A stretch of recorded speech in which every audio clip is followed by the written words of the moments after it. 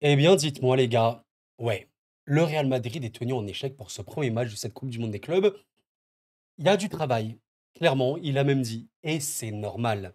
Les gars, vous allez pas me voir dans l'ultra dramatisme dans cette vidéo, même si évidemment j'ai vraiment des choses à dire par rapport à ce match-là, par rapport également voilà, aux recrues et à la première de Xabi Alonso qui souhaite révolutionner évidemment ce Real Madrid-là factuellement. Bon, aujourd'hui, c'était compliqué et ouais, j'ai envie aussi de tirer un peu, objectivement et voilà, avec fair play et logique, hein, le chapeau pour El Hilal qui a vraiment fait un match, que j'ai trouvé convaincant, qui voilà, s'inscrit comme étant une des meilleures équipes asiatiques, on le sait, voilà, de l'Asie tout simplement. Mais ouais, côté Real, il y a vraiment eu des bonnes choses pour moi. Mais il y a aussi eu des choses beaucoup plus compliquées. Quelle est votre lecture? N'hésitez pas à me dire. Ce que je dirais en préambule de cette vidéo et ce sera limite la chose la plus importante par rapport à la suite, c'est que tu dois avoir du temps. Très logiquement, je pense quand même qu'on n'est pas, dans le monde des bisounours, on n'est pas dans une fiction, on n'est pas sur, FIFA. Non, un coach, qui arrive, du jour au lendemain ne va pas tout changer du tout en quelques entraînements et un match. Bien évidemment, même si je suis d'accord avec vous, on peut, se poser des questions quant à certaines choses, à certains choix et cetera. On va en discuter entre nous, mais voilà, moi, c'est la première chose que je dis, s'il vous plaît, j'espère qu'il y aura pas des personnes quand même qui commenteront cette vidéo. Après, commentez ce que vous voulez, mais là, Xabi Alonso out, ouais, Xabi surcoté ou quoi machin, s'il vous plaît, les gars, c'est le premier match de cette personne au Real Madrid, en coupe du monde des clubs. La chaleur, il faisait 35 degrés ou je sais pas quoi à Miami. Enfin, OK les gars? Bon, ça c'est le préambule. Mais effectivement, il y a du travail, il a évoqué. Aujourd'hui, regardez, on avait, un Real Madrid donc qui était, venu avec une compo bah, qu'on peut dire à peu près type. En fait, c'est vraiment, ce qu'on évoquait dans la vidéo que j'ai sortie, la veille de ce match-là. N'hésitez pas à aller la voir. On parle un petit peu tactique et réflexion autour de ce Real Madrid-là. Vous voyez la compo alignée. Ben, sur le papier, là, je parle vraiment sur le papier, après les animations, c'est autre chose. Pour moi, c'est l'équipe type potentielle du Real actuellement, avec évidemment, Gonzalo, Garcia sur le banc et Mbappé titulaire qui est absent, pour cause de maladie. Je crois, je n'ai pas, bien vu si le Real a plus communiqué vis-à-vis de ça. Même si j'ai trouvé, franchement, Gonzalo Garcia très intéressant. Franchement, ça fait plaisir aussi de voir, tu sais, des jeunes d'un club. Il aime le Real probablement, hein. Il est là. Pour moi, il a vraiment fait un vrai gros match. Je te dirais que globalement, ouais, l'homme que j'ai trouvé le plus, le plus, enfin ouais, le meilleur sur ce match-là, Gonzalo, que j'ai vraiment trouvé très bon. Alors, Fran Garcia n'a pas fait un bon début de match, mais pour moi, il s'est vraiment bien rattrapé. El Hilal a eu beaucoup, de difficultés à générer, des occasions. Voilà, sur la seconde période, il y a eu un gros raté de Leonardo, mais c'était mieux. C'était surtout la première où, ouais, vraiment, le Real avait beaucoup de mal, c'était assez déstructuré. Je vous montrerai un petit peu quelques petites images, j'en ai vraiment pas pris beaucoup, mais ce que j'ai trouvé, on va dire, de changeant entre la première et la seconde période, il y a notamment l'entrée d'un joueur, et ça fait plaisir, hein, vraiment, les gars, Arda, c'est une clé majeure, c'est une clé majeure. Alors, il y a une grande question, Mastantuano a été recruté par le Real Madrid. Bon, Mastantuano, pour ceux qui ne voient pas du tout qui est le joueur, j'en ai également parlé sur la chaîne, mais voilà, globalement, beaucoup de gens en ont parlé. C'est un extrême talent. Mastantuano Franco, de River, qui va arriver au Real Madrid après la Coupe du Monde des clubs, c'est un giga talent. C'est un joueur offensif, créatif, d'élite, mais en plus de ça, c'est un joueur de pressing et de pression absolument énorme. Et pourquoi je vous parle de pression? Je vous ai retrouvé évidemment cette, j'allais dire, déclaration. C'est pas une déclaration, mais c'est plusieurs médias espagnols qui ont repris ceci. Xabi Alonso ne souhaite plus que le Real défende en bloc bas comme les dernières années. Bon, lorsqu'il n'a pas le ballon. Et ça, je pense que c'est un souhait qui est partagé globalement par la majorité des supporters. De toute façon, posez-vous des bonnes questions. Regardons un petit peu en Europe, c'est qui les équipes qui ont le mieux travaillé la saison qui vient de s'écouler? C'est qui les équipes qui ont produit le football le plus attrayant, le plus fort, etc. Collectivement parlant, il y en a pas mal. En Espagne, vous avez notamment le Barça, vous avez bien évidemment le PSG, mais il y en a partout, Liverpool, Arsenal, etc. Enfin, le Bayern, il y a beaucoup d'équipes fortes, très fortes. Et il y a cette idée de pression, de pressing, ouais, bien sûr que tu peux être plus bas sur un terrain, mais globalement, tu dois prendre le ballon à l'adversaire, tu dois presser extrêmement haut à la perte, le contre-pressing, et ne pas laisser respirer ton adversaire. Bon, voilà, c'est ce que les médias espagnols retranscrivent. Il veut une équipe capable de presser haut, de manière raisonnable, avec beaucoup d'agressivité à la récupération, ce qu'on appelle le contre-pressing. L'adversaire a le ballon, il récupère le ballon, machin, tu contre-presses à mort, et comme ça, tu es sûr et certain que tu seras dominant et que tu auras beaucoup de possibilités. Ton objectif est également de rendre l'équipe plus compacte lors du pressing, évidemment, et d'éviter que chaque joueur presse individuellement. C'est l'un des aspects majeurs de ces premières séances d'entraînement avec l'ensemble du groupe. Bon, actuellement, on l'a pas masse vu aujourd'hui. Il faut être très honnête. Encore une fois, contexte, Coupe du monde des clubs, la chaleur, un tout. Les gars, c'est un tout jeu. On va pas tirer de conclusion maintenant, mais je vous prends un truc bête. La Liga. Le champion de la Liga va reprendre en août. Bon, les 5-6 premiers matchs de Liga. Si on voit le Real Madrid, bah, comme celui-là aujourd'hui, bah, là, on va se poser des questions. Pourquoi ça presse pas, etc. Machin. Alors peut-être qu'ils gagneront, mais pourquoi ça presse pas? Pourquoi il n'y a pas les efforts? Par contre, bah, si dès la première journée de Liga, on voit un Real à mort, à mort, à mort, à mort, bon, là, effectivement, tu vois que ça sera différent, comme il a pu l'avoir, notamment avec Leverkusen, qui était une équipe qui faisait énormément d'efforts. Vous aviez même les joueurs offensifs comme bah, Tella, Wirtz, qui faisaient en plus les retours, et on le sait très très bien. Mais voilà, on a pu voir un Real Madrid voilà, relativement inactif au niveau du pressing, tantôt, et c'est là où j'ai quand même vu que, ouais, Xabi Alonso réfléchissait pas mal même à sa structure sans ballon, parce que là, regardez, on a un alignement au Real Madrid en 4-4-2 en seconde période, avec voilà, Arda et Valverde ici. Vous avez Gonzalo et Bellingham dans la ligne de deux, bah, les deux attaquants, on va dire, Vinicius et Rodrigo qui se replient, et vous avez évidemment la ligne défensive avec Chouameni qui était passé en défense. Bon, on a vu ceci, mais tantôt on a même vu un 5-3-2. Parfois on a vu, alors je vais essayer de vous le retrouver, ouais voilà, une structure un peu plus en 4-1-4-1. Regardez un petit peu encore, avec encore une fois la ligne défensive, mais cette fois il y a un joueur en dessous, on va dire niveau sentinelle, bah, Valverde. La ligne de 4 avec Vinicius et Rodrigo, là il était sorti je crois à ce moment-là. Bah, peut-être que c'était Vasquez ou alors Trent qui était monté, enfin en tout cas un des deux, voilà. Et toujours Gonzalo en pointe. Tu sens que ça cherche, voilà, tu sens que sans ballon, ça se cherche, mais effectivement, il n'y avait pas de pressing sur ce match-là, factuellement. Bah, quand vous voyez ceci, alors c'est assez intéressant, je vous montre un petit peu le temps. On est, regardez, hein, 65e minute, 25e seconde.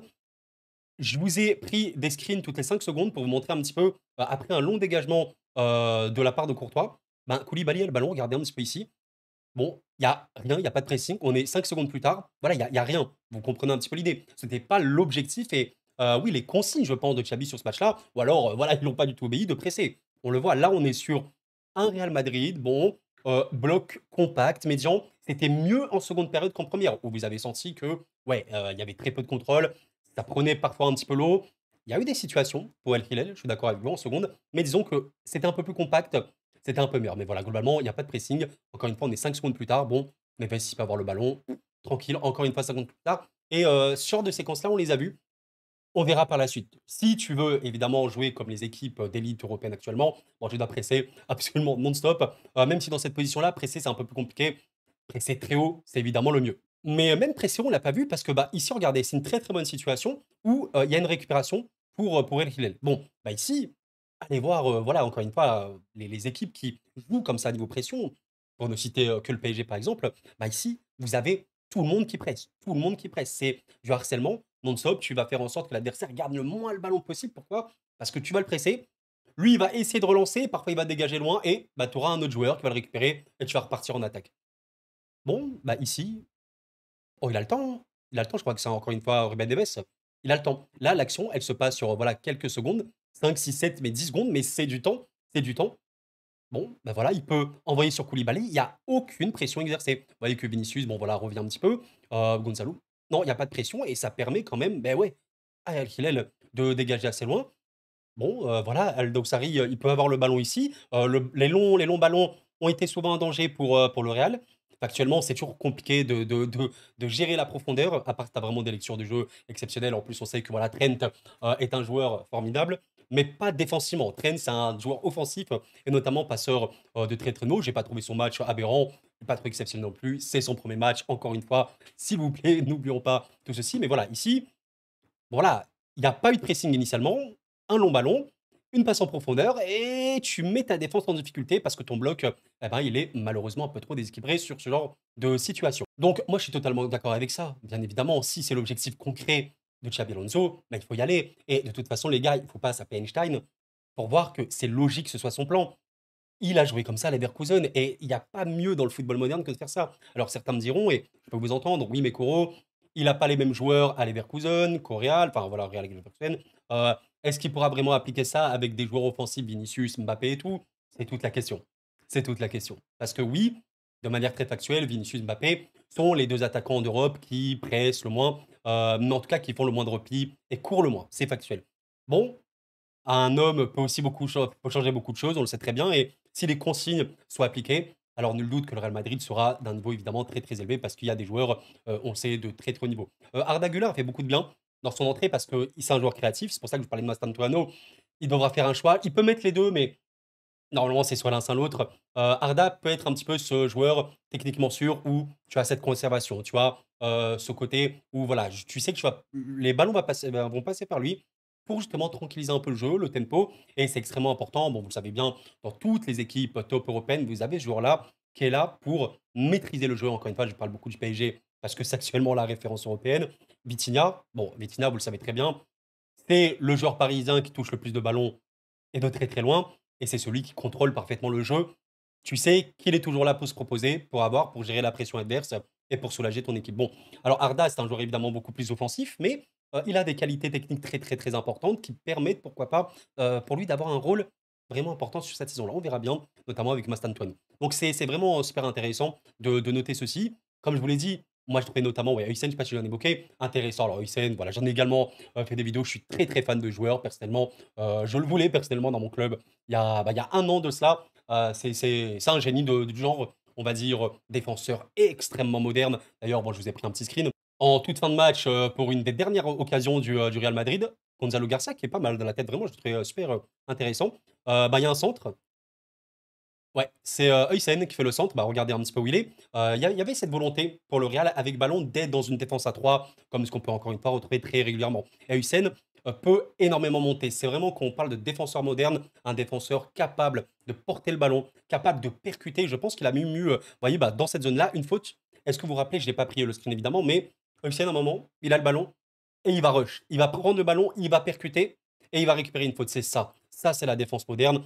Magnifique. Ce joueur-là est très, très, très bon. Bon, globalement, je pense que sur ce match-là, il a été très, très, très efficace globalement, hein. J'ai pas grand-chose à dire, voilà. 4 passes longues réussies, sur 6, c'est assez intéressant parce qu'on sait qu'il maîtrise, vraiment ceci. Je pense même au niveau du duel, bon voilà, tous les duels remportés au sol. Non, voilà, ce joueur-là est un crack. C'est vraiment, vous voyez, si on parle des génies, on parle souvent des joueurs offensifs, machin et tout ce que tu veux.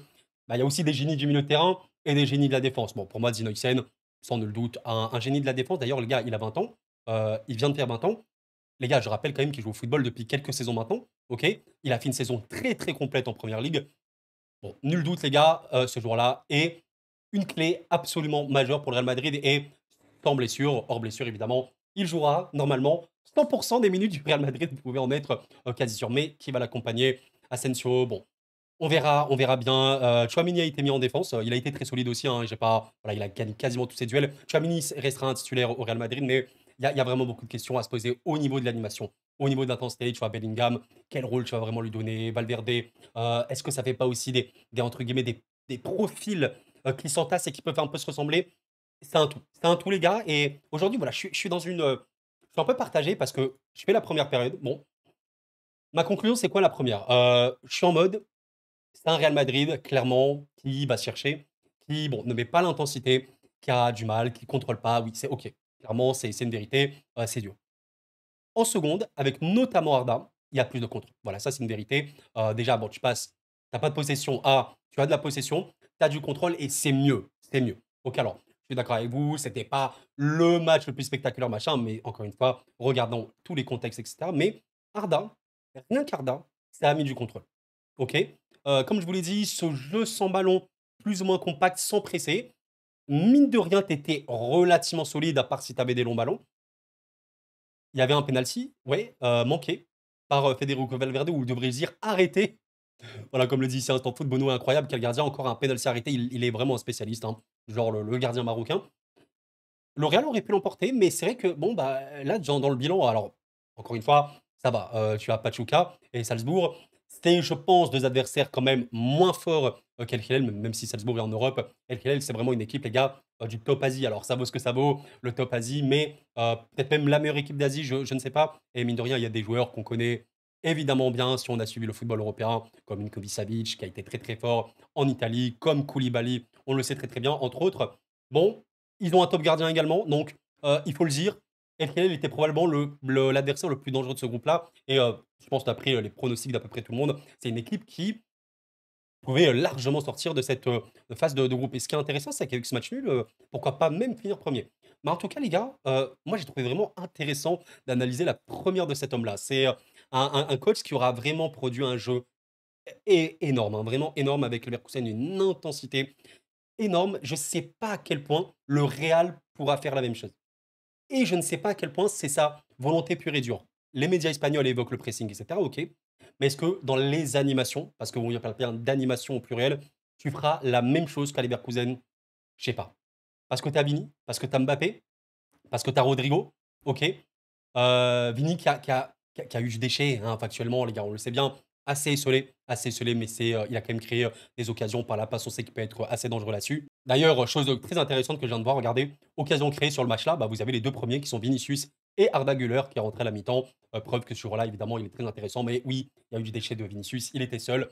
Bon, on verra également le rôle qu'il aura. En tout cas, les gars, ça promet quand même des choses vraiment intéressantes pour la suite parce que n'oublions pas une chose, aujourd'hui, en Espagne, le Barça est très fort, ok? Il n'y a pas de problème, ils sont vraiment collectivement parlant une des meilleures équipes d'Europe. C'est un jeu aussi assez risqué parce qu'ils sont extrêmement hauts, ils ont une ligne défensive super haute. À voir ce que donnera le Real, parce que le Real a des individualités de fou. Il n'y a pas de débat, il y a des individualités de fou. Xabi, il va mettre des jeunes. Voilà les gars, moi je suis quasi sûr de ça. Alors, Gonzalo, je ne sais pas à quel point il va jouer parce qu'il y a beaucoup, c'est très bouché devant. Par contre, Arda, Mastantuano, ouais, ça va jouer. Franchement, ça va jouer. Hendrik, on verra, mais ça va jouer. Ça, c'est intéressant. Il y a des joueurs comme Alexander Arnold qui sont tellement cruciaux, les gars, pour l'animation de cette équipe. D'ailleurs, vous l'avez vu, il y avait parfois, il tentait des incursions, mais c'est son rôle. Euh, Encore une fois, j'ai fait une vidéo tactiquement parlant un peu plus développée. Je vous invite à aller la voir. Bah, c'est la dernière vidéo avant celle-ci, ok? Où j'évoque un petit peu le rôle de Trent, ou sur le terrain, un peu comme Hakimi, par exemple, voyez au PSG, il sera extrêmement important. Ou Koundé qui peut monter énormément côté Barça. On verra bien tout ça, les gars. Mais aujourd'hui, bon, première période pour conclure. Real, c'est pas de contrôle, un peu compliqué. Seconde, meilleure. Plus de... En vrai, tu dis, limite, le Real aurait pu gagner parce que Gonzalo, je dis beaucoup Gonzalo à cause de Gonzalo Ramos du PSG, mais je pense qu'il a eu le plus d'IG hein, sur ce match-là, hein, d'assez loin. Ouais, voilà, 1,23, même plus que Valverde qui a tiré un penalty. Ouais, il aurait pu marquer. Là, c'est celui qui a raté le plus de grosses occasions. Ouais. Eh ben, tu vois, tu dis, à la fin, bah, peut-être que le Real aurait mérité plus. En vrai, le match nul est logique, tu vois. En première période, tu dis, El Hilal mérite de gagner 1-0. Tu vois, peut-être qu'à la fin du match, tu dis le match nul reflète une forme de logique. Donc les gars, perso, je suis encore une fois super excité vis-à-vis de cette équipe. Et pourquoi? Parce que je veux voir à quel point ils pourront concurrencer footballistiquement le Barça. Je suis trop intéressé. Vous savez très bien, on aime la rivalité dans le football, mais qu'est-ce qu'on aime voir aussi des équipes au très très haut niveau. Un Barça et un Real Prime qui s'affrontent. C'est magnifique. On verra bien à quel point ils seront forts, ces Madrilènes. Bah écoutez, mes chers amis, j'espère que vous avez apprécié en tout cas ce petit débrief, voilà, comme ça à chaud. N'hésitez pas vraiment, s'il vous plaît, dites-moi un petit peu ce que vous en pensez. Je lis vos commentaires. Je ne peux pas répondre à tout le monde, surtout en ce moment, les gars. Je poste mes vidéos, je profite aussi pour me poser. C'est l'été, il fait chaud, on se pose, ok? N'hésitez pas, vous me faites vos retours. Le prochain match pour les Madrilènes, ça donne quoi? C'est donc Pachuca. Et d'ailleurs, je crois qu'il y a eu alors peut-être je me trompe d'équipe, mais je crois qu'il y a déjà eu un Real Madrid-Pachuca. C'est le 22 juin à 21 h, ok? Et par contre, le dernier, bon, c'est à 3 h du mat face à Salzbourg. Je sais pas si je vais le débrief juste après, c'est un peu chaud. On verra bien, on verra bien ce que ça va donner. Mais en tout cas, mes chers amis, je vous remercie d'avoir suivi la vidéo. Prenez soin de vous sincèrement. Bon courage à ceux qui ont des échéances, ceux qui travaillent et ceux qui sont en vacances. Profitez bien, c'était gros. Et la paix sur vous.